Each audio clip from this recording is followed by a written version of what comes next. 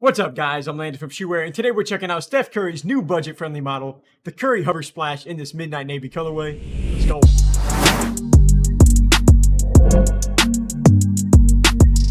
So after this most recent checkup, I did find out I'm going to be in this thing for a few more weeks. It does kind of suck, and honestly, it just doesn't feel right to test out Steph Curry's shoe and not be able to put up jumpers, but it is what it is. All the action shots in this video are going to be left-handed.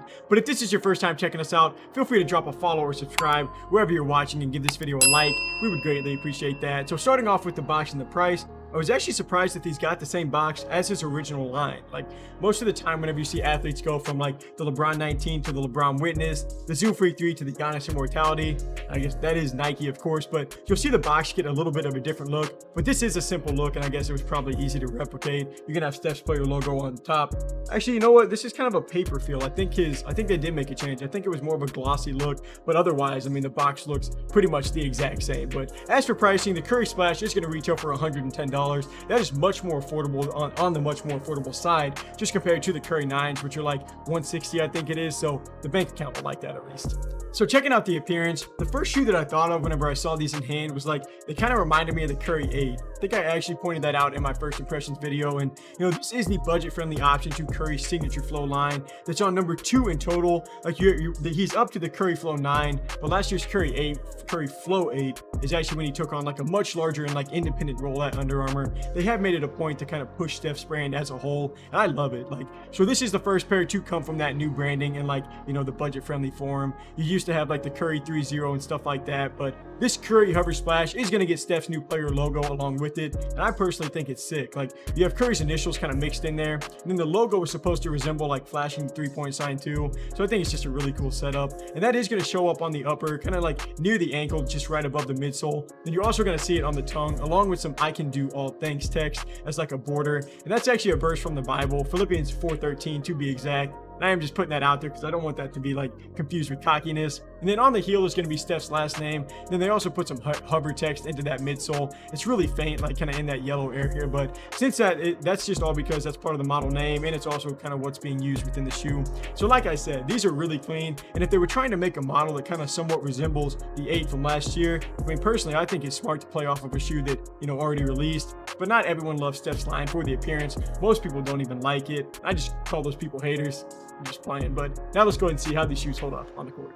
So now getting into more of the materials and the performance side, and starting off with the cushioning. I was just talking about this, but this model, as the name implies, it's going to get that hover cushioning setup that's going to be marked out kind of on the midsole, and that's meant to give you a soft and a responsive feel and reduce impact for your foot while giving you good energy return and helping propel you forward. And this is a more affordable model, so most of the time you can't really expect all of the cushioning features from like the more expensive shoe to show up from the original line. Like for this example, we'd be talking about the Curry Flow 9, but honestly I was pretty impressed with how the cushioning feels on these and just how they played. Like the Curry 8 and the 9s, they both had like a different cushioning setup. It was like that newer UA Flow foam technology is what they had, and it played really soft in the 8s. It wasn't quite as soft or like bouncy in the 9s, and it seems kind of far-fetched to say, but I've kind of liked the cushioning on this Curry HOVR Splash model more than I even did his most recent Curry Flow 9 shoe. I was actually talking about that a few weeks ago whenever I was doing my first impressions for this video, just kind of testing these out for the first time. Like, they feel pretty much like good to go from the jump. I think this is more so one of those models though that's like, it's going to feel good in the beginning, but it won't really loosen up or get all that much better as you continue to break them in. Like, they have kind of kept the same initial feel for me. And I would describe these as definitely good, because they're not going to be great, but you can't really expect greatness from a budget-friendly model realistically, but they definitely aren't even going to be close to bad. Like, this is a really well-balanced shoe from the front of your foot all the way to your heel. Like, you get pretty much the same nice feeling. So I was happy with how these felt like and how these played for the cushioning section. You have a really nice padded sock liner too that just adds to the comfort, so not bad at all for cushioning on this Curry HOVR Splash. So now looking at the materials and the support, on cheaper models, this is normally one of the spots you can kind of draw out and just realize why they get the lower retail price. I do get that sense a little bit with these. The Curry HOVR Splash gets an ultra breathable mesh upper engineered with 3D print for added durability and abrasion resistance. But this just doesn't give off that like high quality feel.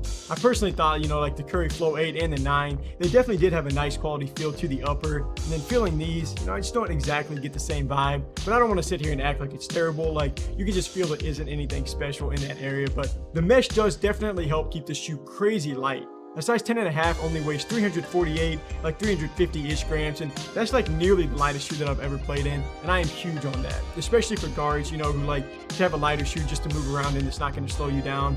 But something to keep an eye on with shoes that end up being this light is just making sure that the support checks out, and I'll kind of draw these back to the Curry 8 comparison again. The upper does allow for a little bit of movement, like you can't feel a stretch on some of your step backs, and just like, you know, whenever you're coming to a super quick stop.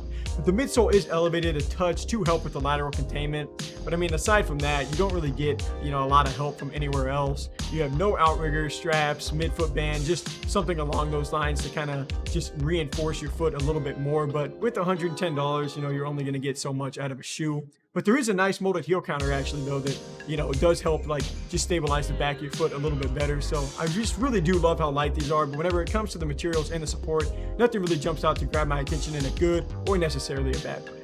To finish off with traction, it's never really been Under Armour's MO to go with like a set or an organized traction pattern. You just get a durable rubber outsole designed for enhanced traction and grip for outdoor courts especially. And I actually did talk about this a little bit whenever I was testing them outdoors. I think this is a really nice shoe to hoop in outdoors, like especially with the cushioning being soft enough to protect your foot on a harder surface. So even with a more randomized and kind of like, you know, wavy pattern, these definitely have some bite. When we did our squeak test, I mean, you can hear these making some noise, and that is how they play. Like, honestly, that's how Under Armour shoes have been playing for a minute, it seems like. From the Curry 8s to the 9s to the Under Armour Future X, like, to the shoes that we have right here. Like, I've been just loving the grip on all these, like, recent Under Armour basketball shoe models. And the Under Armour Future X2 actually just came out. We'll be doing a review on those soon, so I am pumped for that. I actually got them right up there in that corner. But I mean, the Curry HOVR Splash, it's just been so sticky, really consistent for me so far. I just haven't had any issues with slipping. And then this is going to be a rubber setup. I know the Future X, along with like the Curry 8 and 9s, have been using that like newer foam outsole, and I want to say that maybe those shoes have a little bit stronger traction and grip, but when it comes to like the durability, the HOVR Splash is going to be much better and the much safer option. Like, these feel a lot more durable, and I mean, Under Armour, it pretty much actually lays it out there in the description for the shoe that this is more or less a model to be used outdoors. But to finish off with sizing, this is a perfect true to size fit for me all the way around. It's a little bit less than a thumb's width for the length, but it's going to be regularly wide. Like, it's not going to be like a narrow model, so you don't have to worry about your foot being squeezed or anything like that. So overall, I think there are multiple things about this new Curry HOVR Splash model to like. I mean, for $110, you're going to get a shoe that's as light as a feather. I do wish there were a little bit more support features because of that, but I mean, the cushioning feels really nice and well balanced, and the traction holds up well too. So definitely not a bad shoe to hoop in at all, especially if you're looking for something cheaper to play in outdoors. Thank you guys for taking some time to watch. If you're interested in buying these shoes and you want to support our channel, just click the link here on screen, or we have links down below or in our bio, so feel free to check that out. But until next review, I'm Landon from Shoe Wear. Peace.